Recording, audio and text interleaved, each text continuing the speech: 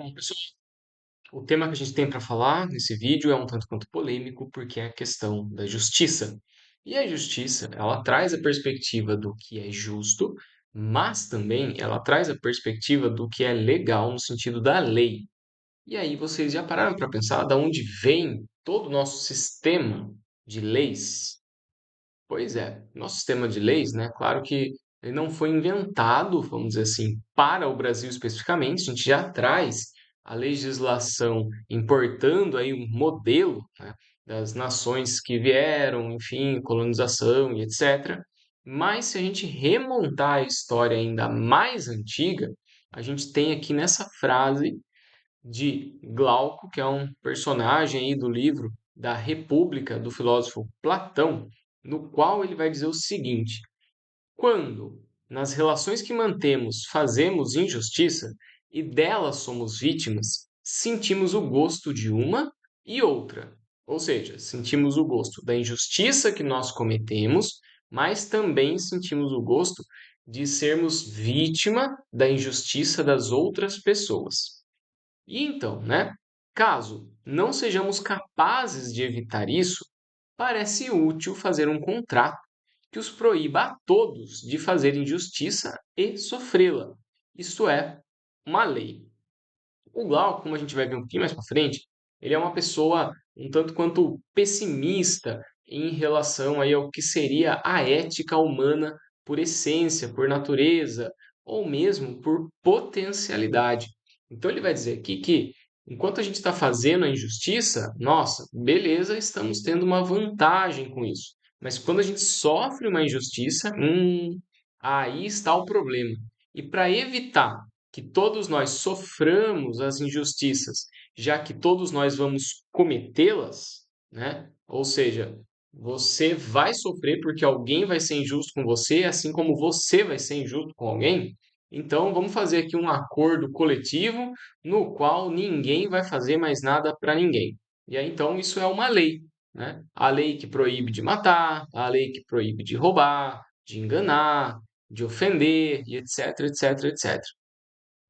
Então, essa criação das leis, né, de acordo aí com esse ponto de vista, viria não do desejo por ter uma sociedade mais ética, mais igualitária, mais justa, mais prazerosa de se viver, mas sim da necessidade individual, e aí então, né, individual como é de todos, mas de cada um da sua vida, né, ela torna-se coletiva e aí então existe um combinado, entre aspas, no qual ninguém pode mais fazer nenhuma injustiça, né? Então ela não vem pelo desejo de uma sociedade melhor, mas sim pela necessidade de evitar que essa sociedade se torne então um verdadeiro caos. E isso nos faz pensar uma outra coisa. Seguinte, opa, volta. A justiça, ela é um mal necessário? E aqui nós temos dois pontos para pensar. Primeiro a justiça é um mal? Será que a gente pode dizer que a busca pela sociedade é, de uma forma boa para todos, segura para todos, honesta para todos, é uma busca que fica aí pareada com a ideia de mal?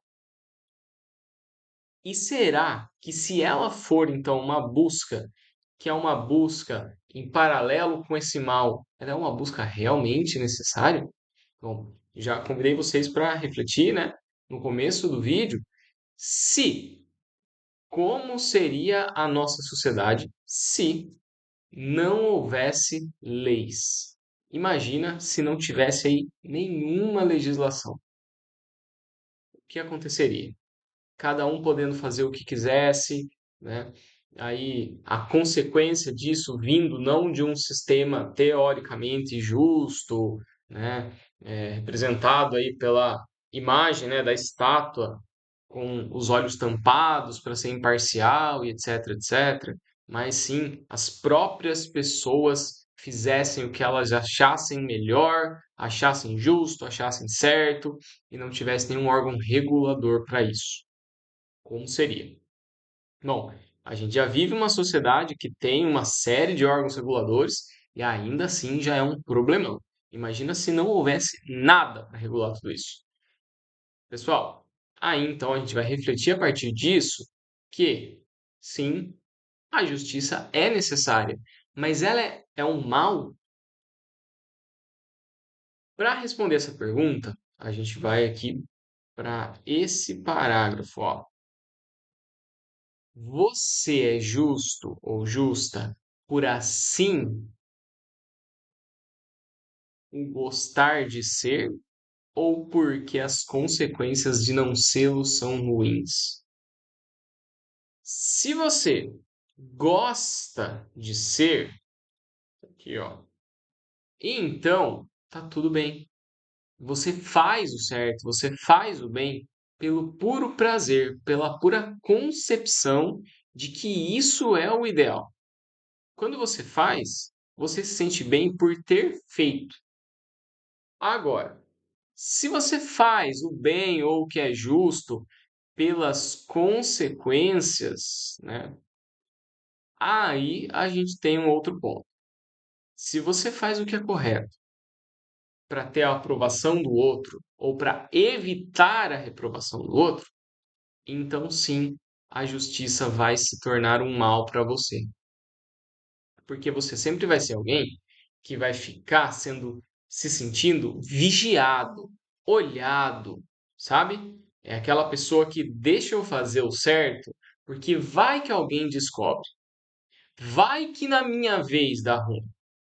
Quando você parte para a justiça nessa concepção, você já está fazendo com um sentimento de obrigatoriedade e não entendendo a própria necessidade da ação.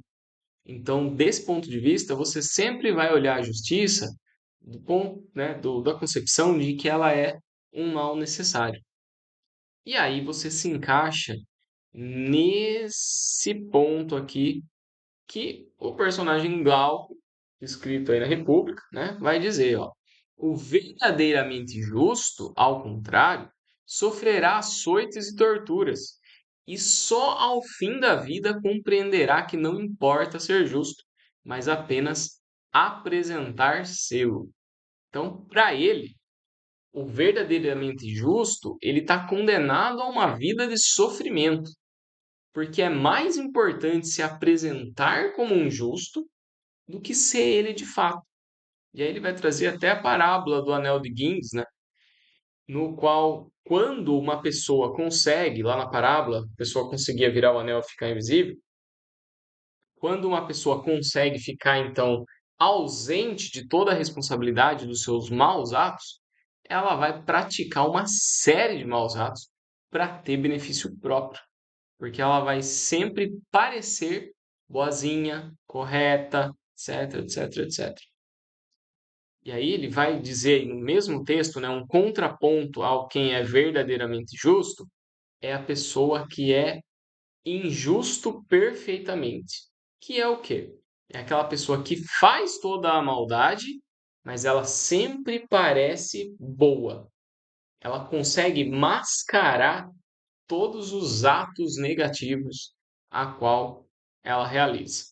Então ela vive aí uma vida, ó, tranquila, de boa, sossegada, né? Ponto de vista aí do personagem Glauco. Mas esse é um diálogo que acontece dentro de um texto do Platão, e o Platão, como vocês sabem, ele foi discípulo do Sócrates. E o Sócrates era alguém que tinha uma visão totalmente diferente. Então, o Sócrates vai dizer aí, né, como contraponto ao Glauco, olha, se você vive uma vida de aparência, se tudo o que você faz, você se preocupa dos outros não saberem as suas intenções, se você fica tentando mostrar uma imagem de si que não representa quem você realmente é, essa aparência, ela não faz você viver uma vida verdadeiramente plena, porque ela é um substrato da realidade, né? Ela não é a realidade em si. Então, gente, será que uma vida de aparência é uma vida feliz? Vamos pensar. Se você precisa a todo momento ficar preocupado que as pessoas pensem coisas de você que você mesmo não acredita, olha que prisão que você se coloca. Então dá uma pausa nesse vídeo agora, dá uma pensada. As coisas que você faz por acreditar que devem ser feitas ou buscando a aprovação de alguém? Bom, se você ao refletir pensou que é buscando a aprovação de alguém, então você precisa de terapia, por um ou outro motivo. Qual que é o primeiro motivo? Talvez você esteja pensando: nossa, mas se eu falar tudo o que eu penso, se eu fizer tudo o que eu quero, eu no mínimo eu vou ser preso assim no mesmo dia, né? Calma. O pensamento é a primeira etapa para reflexão, para abstração e também para ação. Nós temos um monte de pensamento aleatório a todo momento. Não tem jeito. Mas a questão é o que você faz com isso e o porquê você faz o que você faz. Então, dentro de um pensamento que você mesmo julgar que não é legal ter e você se segurar entendendo o porquê você está se segurando, tá tudo certo. Agora, se você acha que tudo o que você faz ou que você tem vontade de fazer seria reprovável para as outras pessoas, então a terapia vai te ajudar a analisar se realmente seria, porque talvez não seja. Talvez você só esteja no momento onde você está com uma baixa autoestima. E aí você acha que nada em você é legal, que nada em você presta. Então você tenta a todo momento vender uma imagem daquilo que não é você, entendendo, acreditando que assim os outros vão gostar de você. Então a terapia vai te ajudar nessa questão. Agora, o outro ponto é se, de fato, o que você quer mesmo fazer seja de fato mesmo, com certeza, reprovável, problemático, perigoso.